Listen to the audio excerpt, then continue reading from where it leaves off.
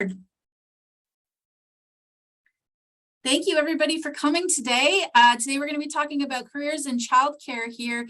Now the Stratford Career Center here in Stratford serves the Perth and Huron area as well. So we have a few different regions covered in today's presentation, as well as someone from the college. I'd like to just take a moment to allow everyone to introduce themselves and their organization. We're going to start with the Stratford Cygnets representative, Jamie Wagler. Please tell us a bit about your organization and why you are an employer of choice. Hi, everyone. I'm Jamie, and as mentioned, I'm the supervisor at Stratford Cygnets. So Stratford Cygnets is a not-for-profit cooperative preschool. So we run a morning toddler program, a morning preschool program, and an afternoon preschool program. We are also able to run a before and after school program. We run on emergent curriculum and are strong believers in play-based learning, as we probably all are. Our educators are all qualified with their RECE, and they are really passionate about learning and growing with Cygnets and within that environment. We strive on being a foundation of learning for children. We love learning alongside them and really getting engrossed in their play. And Cygnets is a really big place for relationships. So we put a lot of focus on the relationships between coworkers and between myself and the coworkers, between the families and the educators and the children and the educators. We're really like a family here, and we strive to have anyone that comes in and work with us to be a part of that family right off the bat.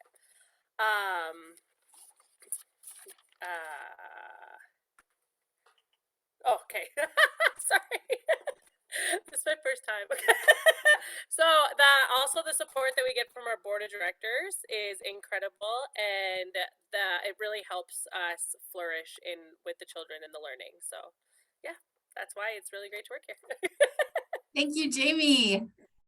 All right, here from Seaforth Cooperative Children's Center, Alenka Watson. Hello. So Seaforth Cooperative Children's Center is a small childcare located in the tight-knit community of Seaforth, Ontario. We're a cooperative childcare as well, so we rely on strong parent-educator relationships. That's vital and valuable to our childcare. We're licensed here at the main center for 44 children. We're currently at capacity. We hold 2 additional licenses at St. James and Seaforth Public Schools. We are an employer of choice because we're a center that is an inclusive and supportive workplace. We are focused on a culture of strength-based learning and leadership, teamwork, and continuous professional development.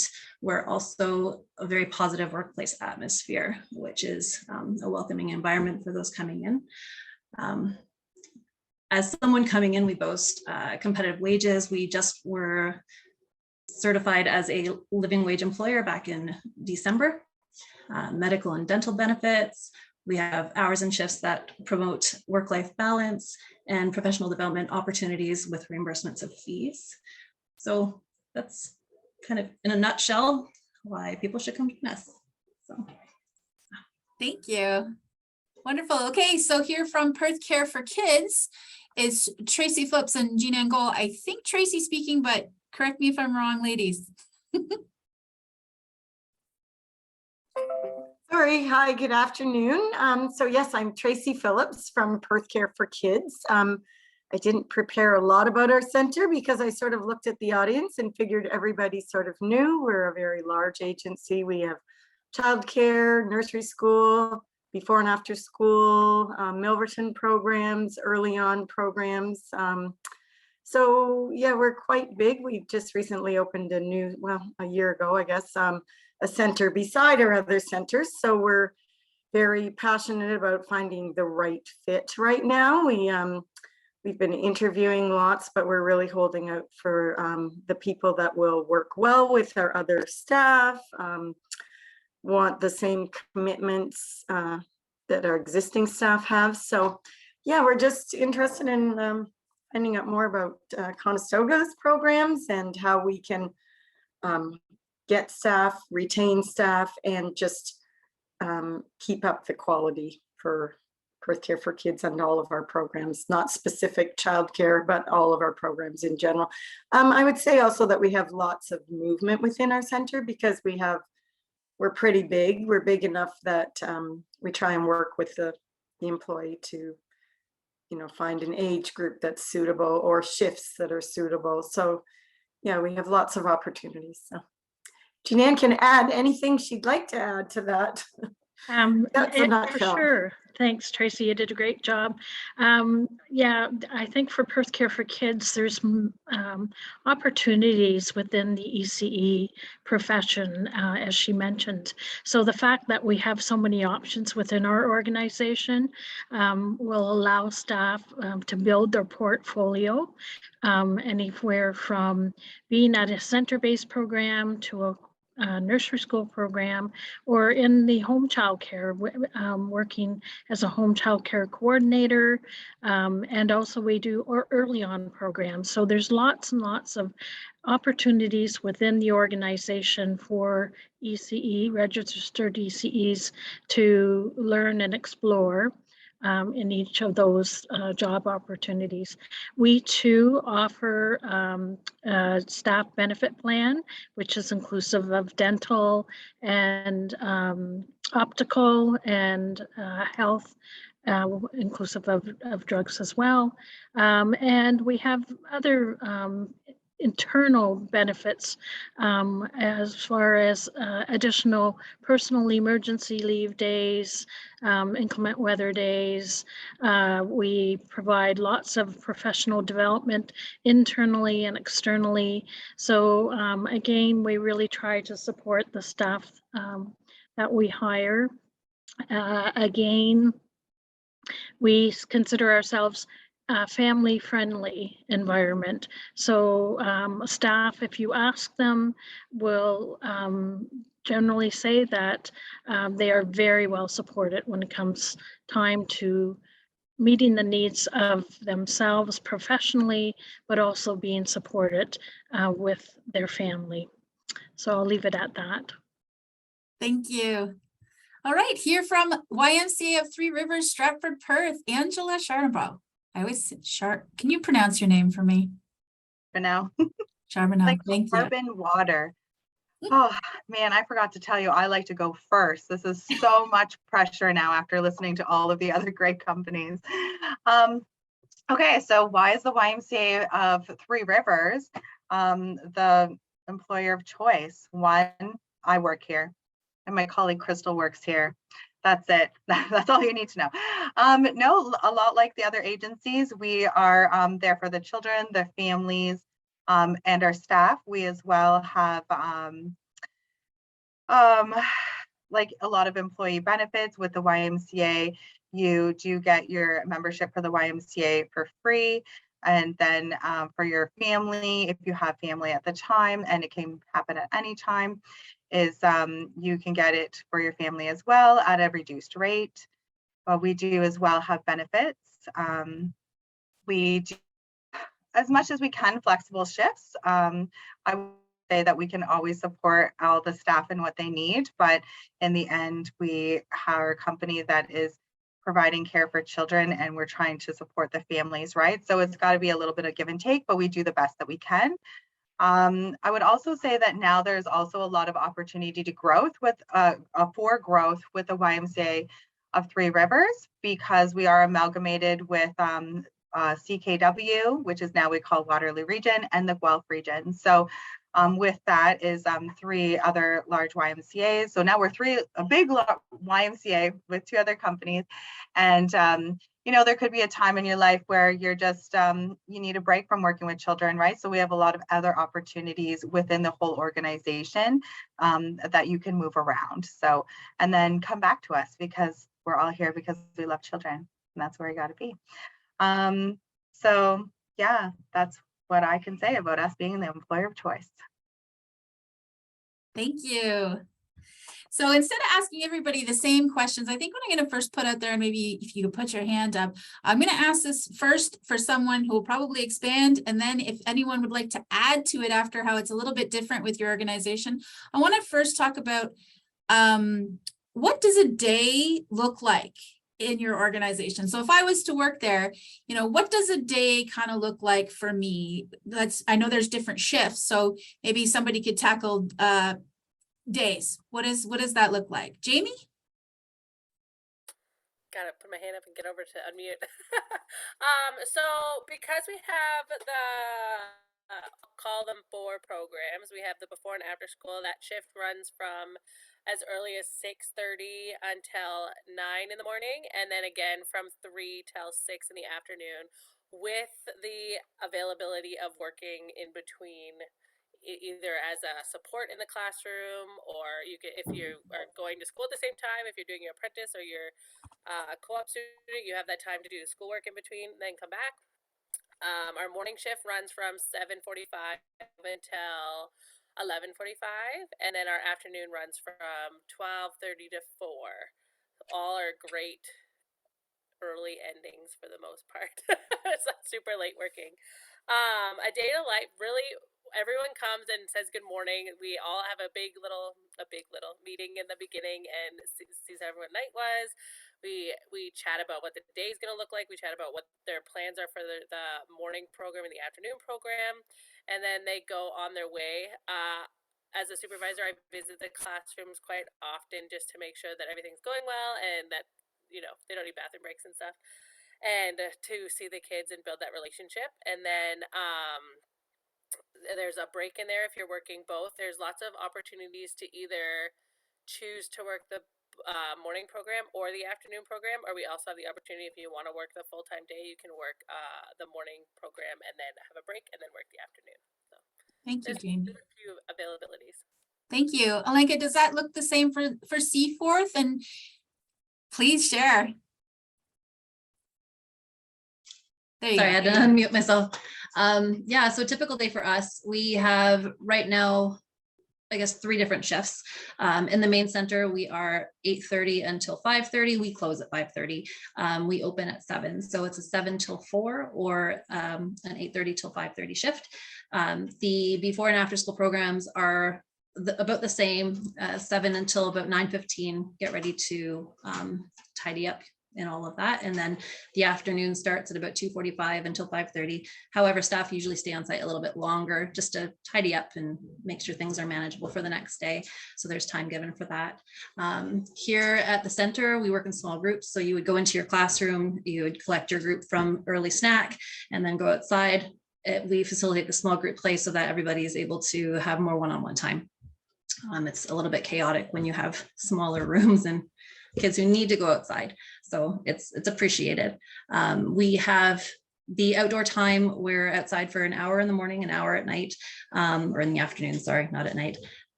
We have muddy buddies for everybody so that we're able to go outside even during wet play. We were out in like the monsoon. That was last week. It was great. Yeah, rain or shine, we're outside. You have time during the day. So mornings we have doc support. Our doc support is also supply. So we have between the hours of 8 and lunch, so noon, every classroom has an hour of being able to get out to sit down and do some documentation, fill up children's profile books, look at their following week's program plans, fill in observations. We're emergent curriculum, we're child-led. So everything is based on what we're looking at during the day, and we build to support children in their interests as well as in their development. Afternoons, we have rest and we get up, we have open snack. Again, it's small group play, but we usually end in the gross motor room. Our gross motor room facilitates large motor play inside when we can't get outside, the rare chance we can't. We have 2 rock walls, which were just built not long ago. We have crash pads, we have a trampoline, the kids love it, it's fantastic. So that's tentatively what a day would look like working. Yeah. Any questions? What's the weight limit on the rock wall? The weight limit on the rock wall, I believe, is, I don't have a weight limit. It's okay. But my staff have climbed up. So yeah, it only goes up about 4.5 feet, about 4.5 feet. It doesn't go up that high, and there's huge crash pads underneath. So we're safe, but I have had staff climb up. And we also have a climbing rope that goes almost to the ceiling with a bell. So when and the kids need no help. So we won't help them up. So there's no chance for anyone being able to fall or anything like that. If they are capable, we are there supervising. And once they hit that bell, it's fantastic seeing them. So yeah, the gross motor room is definitely amazing. But yeah, so that's a day working with us. Thank you. Tracey, anything to add or a little bit different? Just probably a combination of all of those things that we've heard. We have long hours. We open at 6:30 and we close at 6 p.m. It's just a reflection of parent needs. We've had shorter hours, and that's just what we've settled on.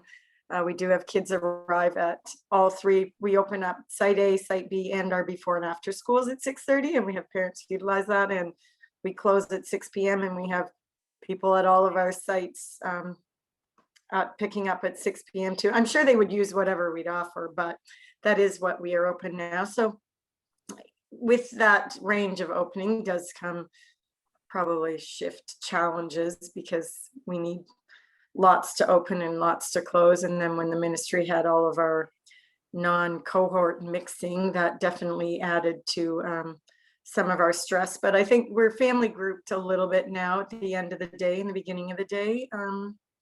We don't have muddy buddies. I'm going to talk more to Alenka about that.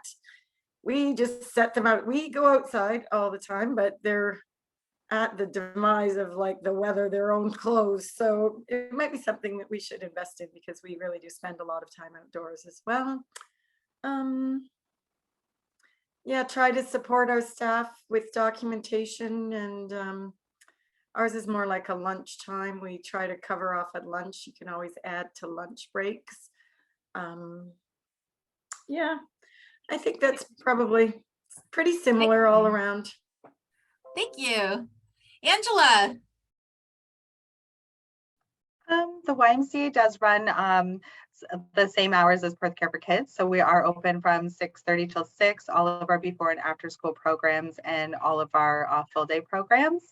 As well, we don't have any muddy buddies. I want some too. We as well, the whole schedule of our day, because it's a full day program, is exactly like Seaforth, right? Because we do actually have ministry requirements. So we have to be outside for an hour in the morning, an hour in the afternoon, weather depending. And then I feel like we all much run the same emergent curriculum, right? So we have documentation, so we have coverage for that. And it's just a way of like helping the parents be more involved in our program too, right? Connecting them to us. So, but yeah, ours is the same. Thank you. And I'm seeing, is it Jeannie Pizzotti? I see you added Clinton Cooperative. So I just wanted to quickly check in. Are you representing from a care center in Clinton? Yes, we have Clinton Cooperative here, and we have the infant and toddler program, as well as 2 preschool programs, and our program up at St. Joe's. And we also have another site at Goddridge Public School for before and after school. Oh, wonderful. Thank you for joining today. Yeah, thanks. Okay, so we've got a day down. The next question I kind of have for everybody is, what are some of the roles that you're looking to fill? I know not everyone is looking for the same thing, and I've heard some really great opportunities. So you had mentioned opportunity to grow, opportunity to expand. So if I could just get everyone to touch on, what are you looking for, and what kind of requirements do some of those positions have or don't have? And we'll start with Jamie.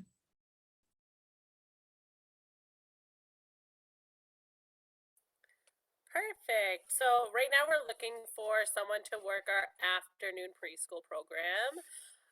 Right now it's only 8 children. You have 2 staff in there, so we have 1, so we're looking for the second person, so you wouldn't be alone.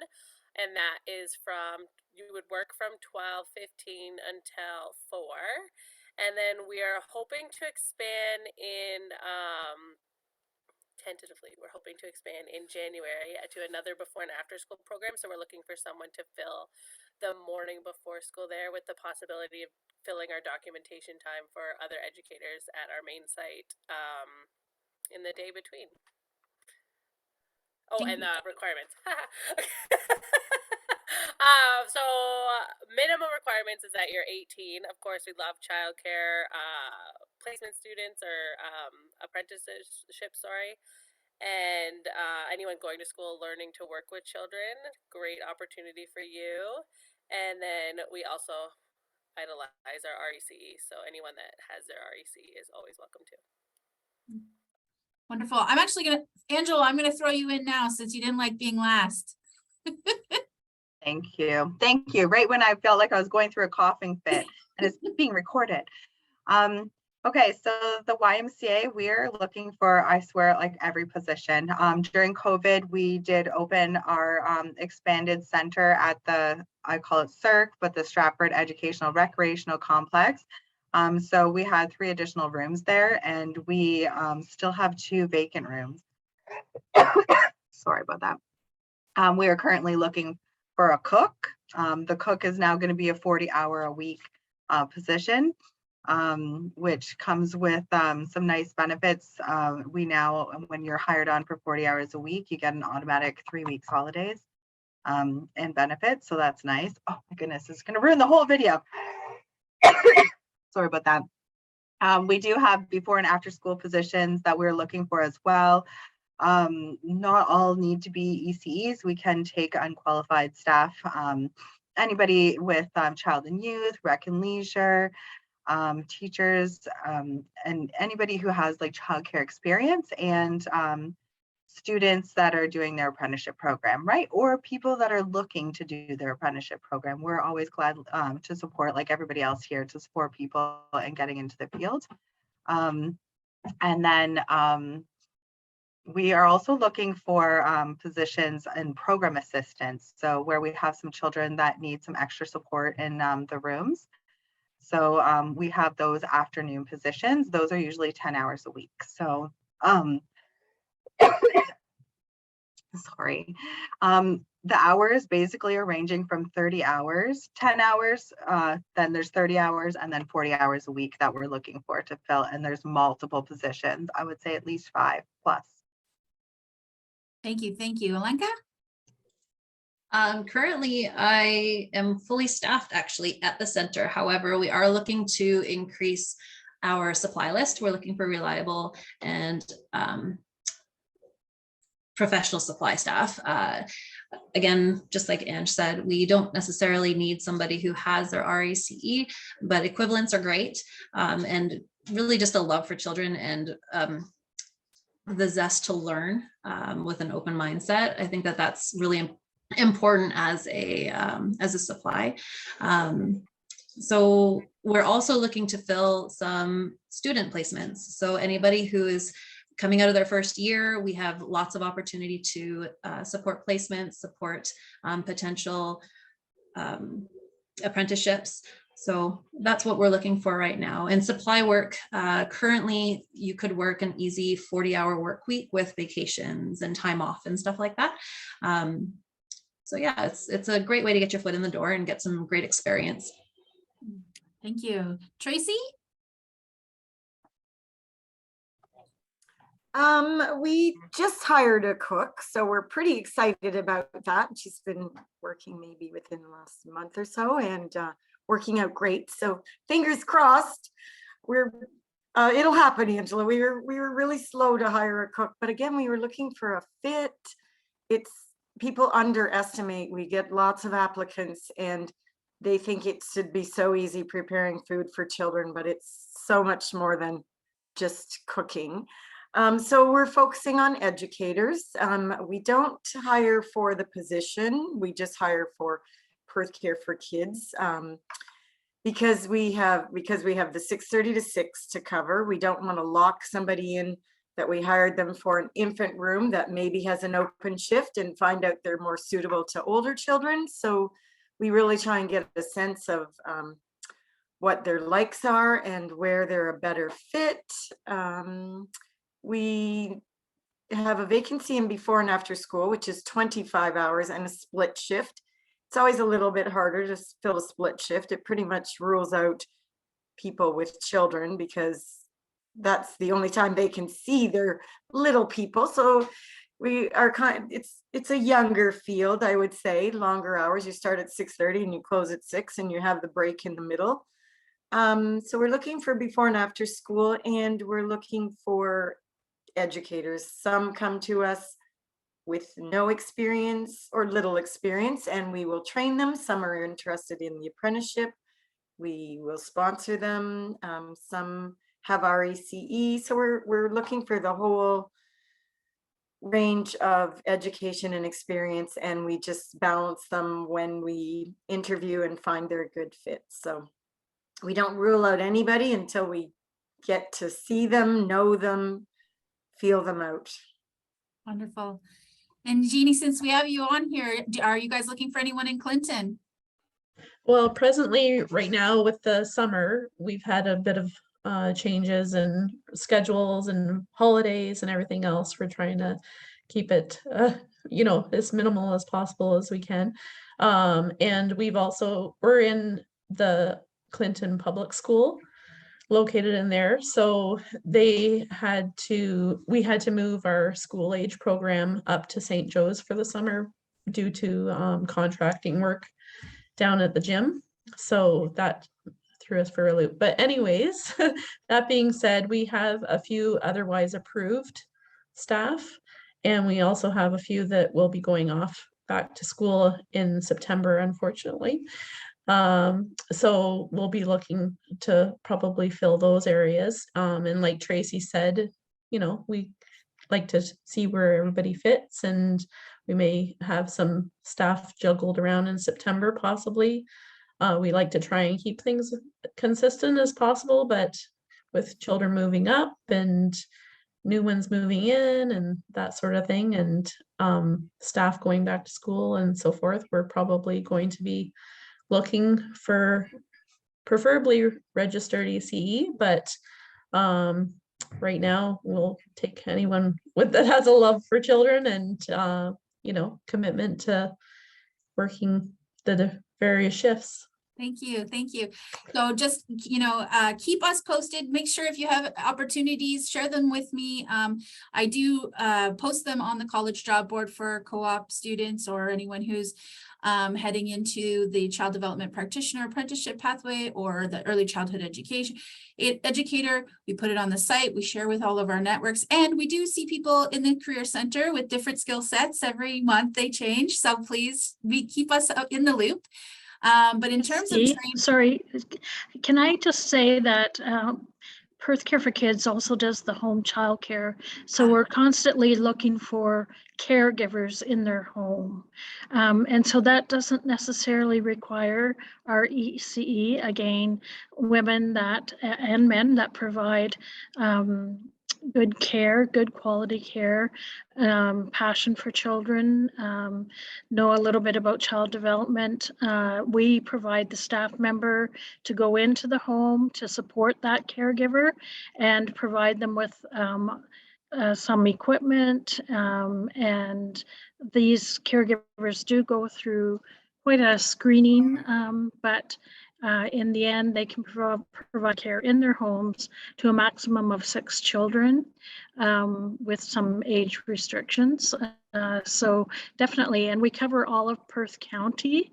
So we're looking for caregivers throughout Perth County. So Jean Ann, can I ask, just if somebody was interested in becoming in opening up their home, is there a standard that they should know right off the bat, things that, you know, their home would have to, some of the restrictions their home would have to meet to be eligible? There's quite a bit. There's a large list, much the same as center-based with the Child Care and Early Years Act, but definitely fire inspection of their home, vulnerable sector check is done of themselves and any resident that is 18 years of age or older. They require first aid training. We provide them with a first aid kit, fire extinguisher, and carbon monoxide detector. The max, as I said, is 6 children, and that depends on the bylaw for each municipality. So some municipalities do not allow 6, in which case the 5 max. That includes counting their own children under the age of 5. So they need to keep that in mind.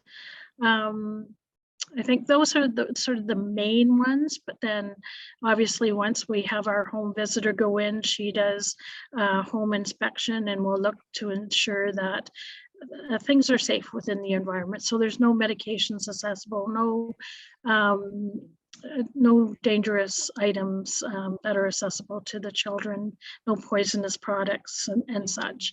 And she does quarterly inspections with the caregiver, but also does monthly visits to support the caregiver with any questions that they might have, or they might just want more information about child development and the ages that they're dealing with. Thank you. Do people need to own their home, or can they rent their home? Is that a factor? We have approved some caregivers that are working or that live in apartments, but they do need consent from the owner, or I guess custodial or superintendent of the building. So there has to be consent or approval of that, and it can't be above a 2nd story as well. Okay, thank you. So I'd like to introduce Brea Medeiros. She's the manager of continuing education at the School of Community Services, and she's here to speak more about the Child Development Practitioner Apprenticeship Pathway. Brea. Just rolls off the tongue, doesn't it? Well, first of all, thank you very much for having me today. Yes, my name's Brea, and I am the manager of continuing education here at Conestoga. And I oversee actually a number of programs in early childhood education. So I manage a ECE resource consulting program, so part-time program. I have the Child Development Practitioner Apprenticeship, or the ECE apprenticeship, that I oversee as well too, and that's what I'm here to tell you a little bit more today. I also have a micro-credential in the supervision and administration of ECEs. So it's a collection of 4 courses that are all online evening part-time opportunities, and these 4 courses can lead to a micro-credential. So great if you're thinking about some succession planning as well too, and some leadership opportunities for yourself and your staff. And then we're actually going to be looking at a part-time option for the ECE diploma starting in January 2023. So there'll be more information to come there, but all this to say, we're looking to expand our education and opportunities for the area. And the CDP, or the Child Development Practitioner Program in particular, received some funding this year. So I'm excited to share that if you haven't heard that already. Our apprenticeship program received funding through the region of Waterloo, and starting or continuing in the apprenticeship program at our Dune campus at Conestoga will receive funding towards their tuition, any out-of-pocket expenses, so textbooks, etc. That will all be covered through funding. So students are eligible to receive up to $5,000 towards their studies. So as you may or may not know, the apprenticeship is a subsidized program through the ministry. So those students who have been approved for apprenticeships and choose to attend Conestoga Dune campus for their schooling do receive already subsidized tuition and such, but this accounts for anything that they have left owing. So they won't have to pay for any of their schooling or their textbooks and supplies. Above and beyond that, we encourage any of our students who complete the apprenticeship portion. There's 4 general education courses that they can take that bridges into the ECE diploma, and they can graduate from both the apprenticeship, so the Child Development Practitioner program, as well as the ECE diploma at the same time. So they'll get they'll get their diploma and their certificate. Those 4 courses are supported by ECE grants, education funding. So they can also apply to have those 4 credits covered as well. So they can submit and receive reimbursement for completing that. And I just found out that actually once they've completed those 4 courses and are applying to become an RECE, their first year of membership can also be covered that way too. So there's a lot of financial support available to help students to finish both, like if they wanted to go through the apprenticeship pathway, they could complete their apprenticeship, the 4 courses to transfer over to the diploma, and then go through to become an RECE. It is a 3-year commitment. So what this does is this allows students to take classes in the evenings. So we have them twice a week on Tuesday evenings and Thursday evenings from 6:30 to 9:30 at our Dune campus. And then they would go right through. So they wouldn't have the spring summer break. They have a month off in August, and they have a chunk of time off around the Christmas holidays as well too in December. But taking 2 courses throughout the 3 years allows them to complete and receive their ECE diploma if they go right through within that time. And I'm glad you mentioned that you're looking for placement students as well too, because there are placements, as you know, that are built into that apprenticeship program as well. Yeah, I think that the main thing here is just if you're thinking about your staffing needs, and I was kind of jotting down some of the information that you've shared there, is if you do have staff that either are currently working at your center or you're looking to bring on, we're happy to help them get the education they need in order to go through and get the RCE designation. Now, of course, if they're not looking to do the apprenticeship and they wanted to do an ECE part-time, as I mentioned, we're looking to launch that start January. So it wouldn't have those same apprenticeship requirements, but that would allow them to still take the courses in the evening, so they could still continue to work full-time or shift hours as needed during the day. They would be available then. And we're looking to have all of those courses in the evening so that they would take that outside of working hours. That's going to be, the plan right now is to host that within our Waterloo campus. But actually through conversations with Christy and finding out a little bit more about the needs of the Huron-Perth region, we certainly could look into perhaps maybe a high flex classroom where we have classroom space, maybe even in Stratford if there was enough interest for that. So that would mean that students could attend the campus or attend a classroom in Stratford and tune into, they wouldn't have to make the drive to Waterloo. But again, another ECE grant opportunity is there's also travel funds. So there's money there as well for students that if they were wanting to travel to the Waterloo or Dune campuses, there is funding support. I just received a question here. So both programs are in person. So specifically speaking to the Child Development Practitioner program, so it is in person. And I do realize that means, you know, for some areas, especially if you're thinking about Clinton, that's a hike. I know that kind of Stratford is maybe kind of the maximum distance you want to go in the evenings, especially during those.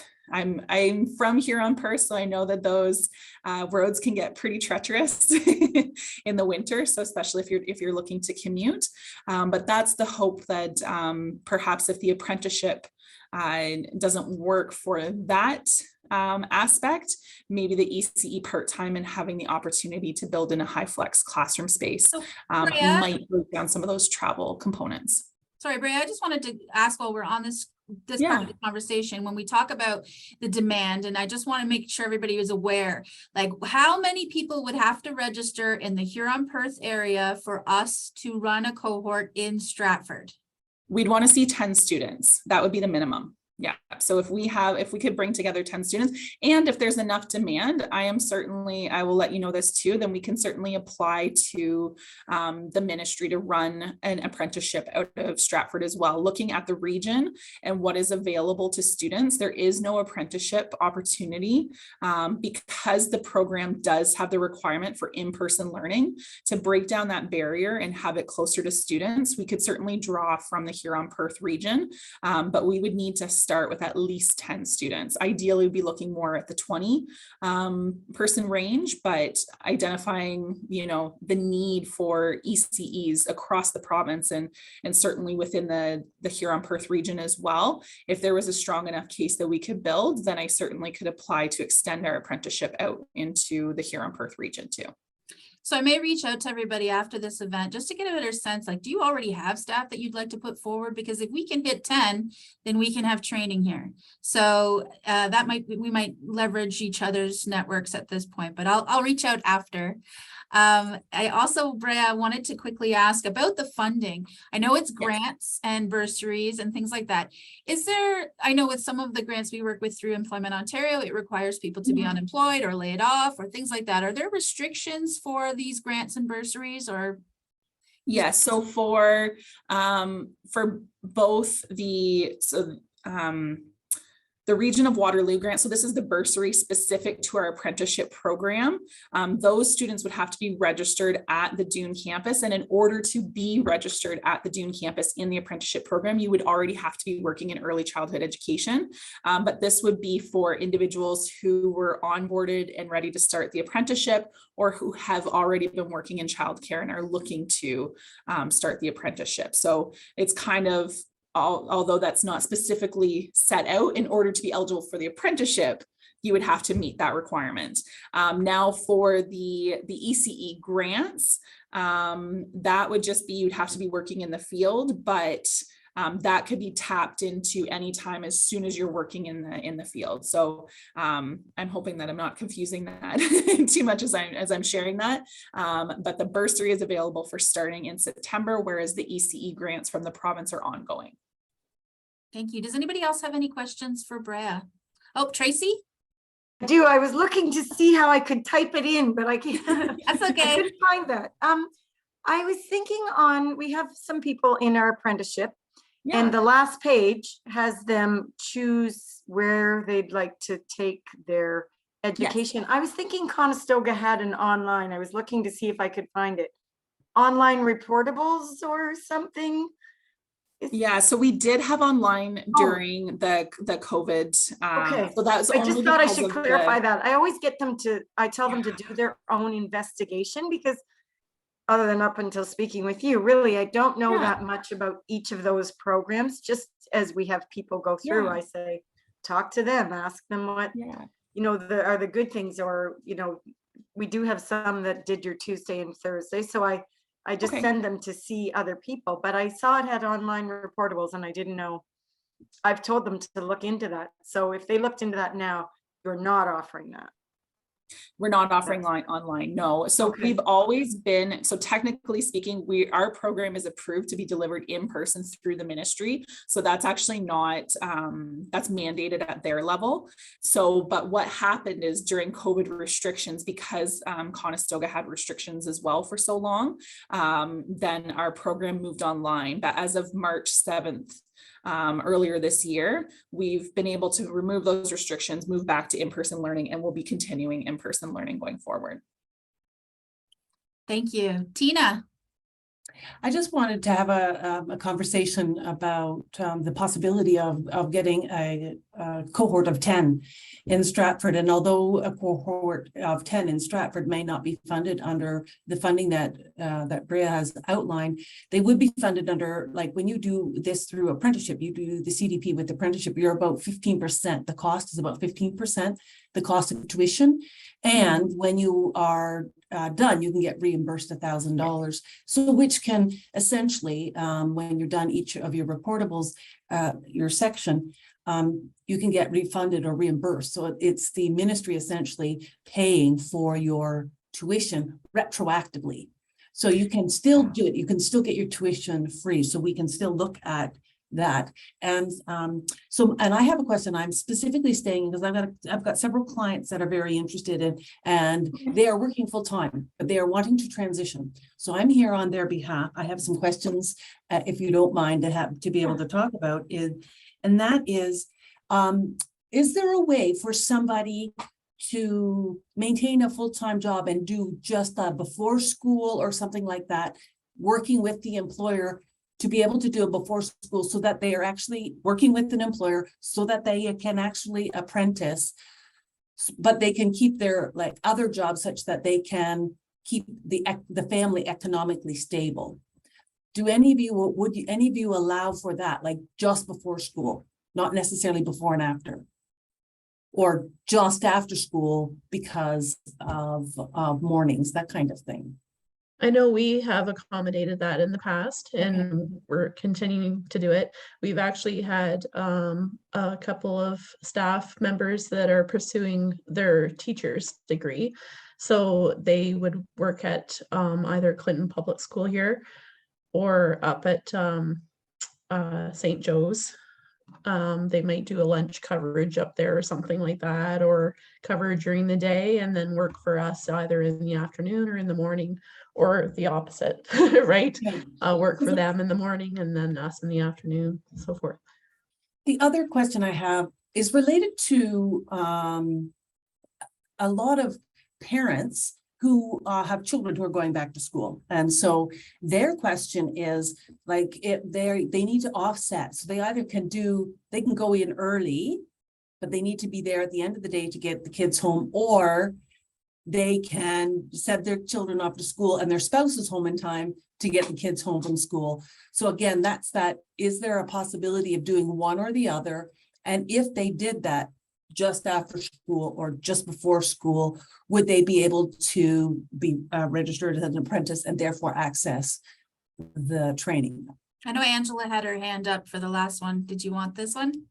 Yeah, sure. It was that we try to be as flexible as possible. I'm sure all of us would do that. It's when we need to get positions filled, and if it's what we can do, then we do it. So like, I know that Crystal and I, we would for sure, we are the before and after school supervisors. So we would take one or the other, though normally we need more after school versus then before school.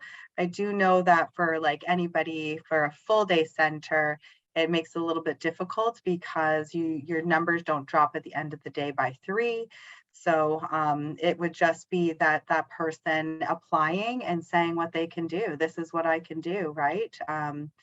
You know, and we have those everybody probably has program assistant hours as well. So as long as we can get them in working part-time, we'd probably all support apprenticeships, because then maybe eventually they're going to come work for us full-time, right? So well, the goal is for each of them that eventually their children will be old enough, or eventually once they have their CDP, they can move to a full-time role, but they can't, if they can't start in full-time because they don't have the experience, how do you get that toe in the water that allows you the opportunity to get enough experience that you could be hired full-time?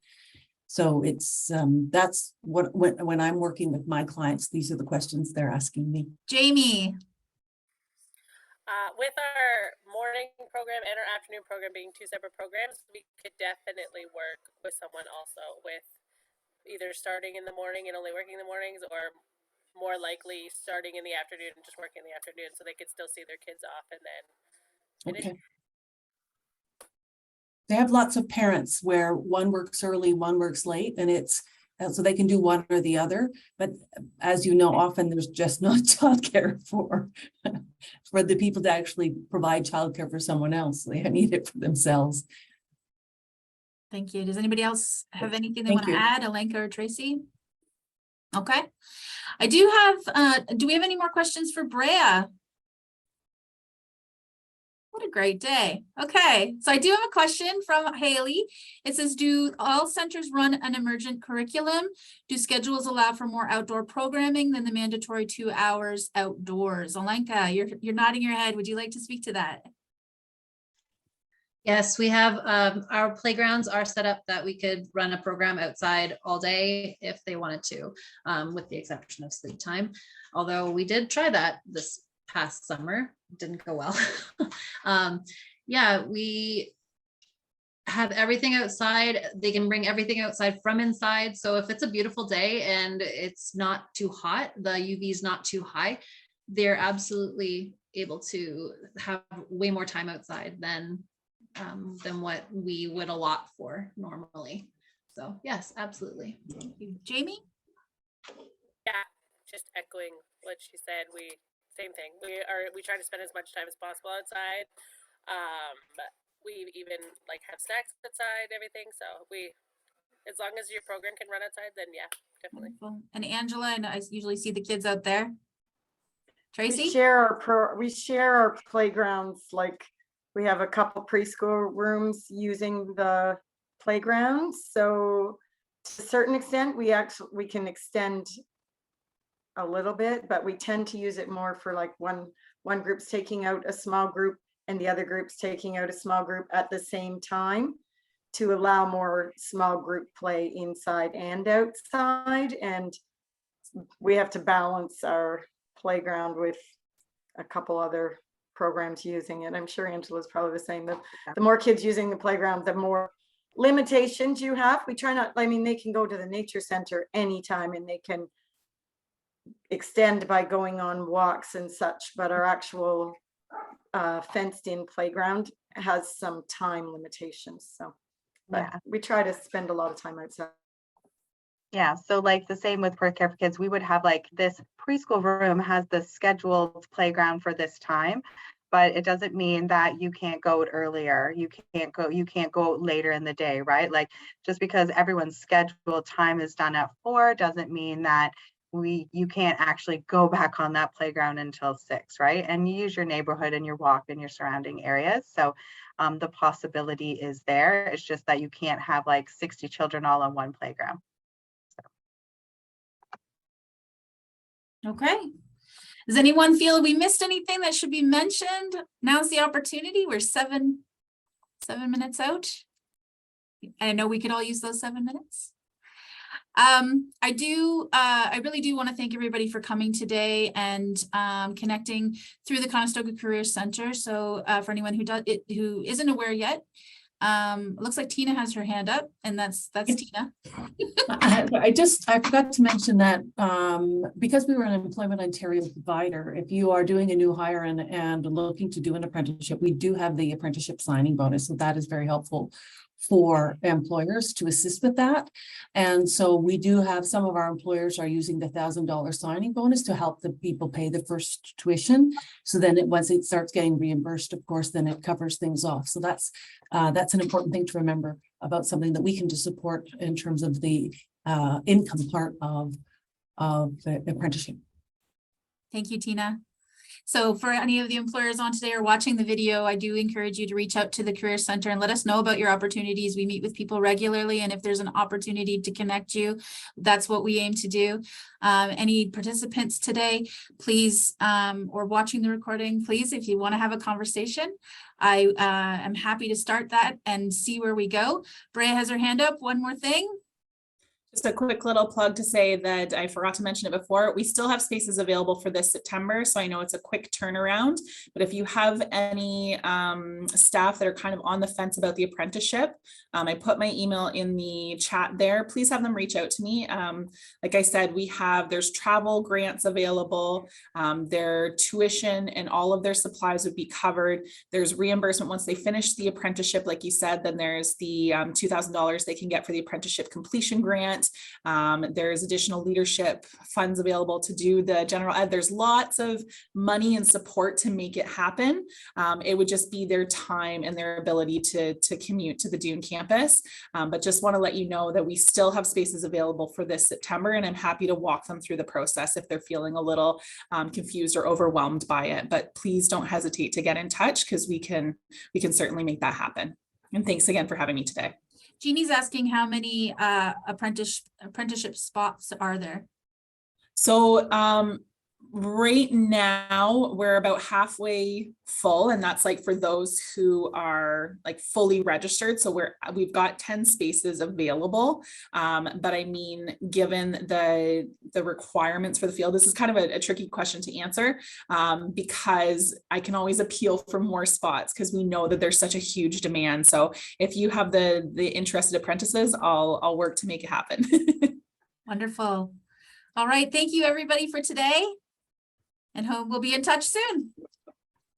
Thanks, Christy. Bye. Thank you.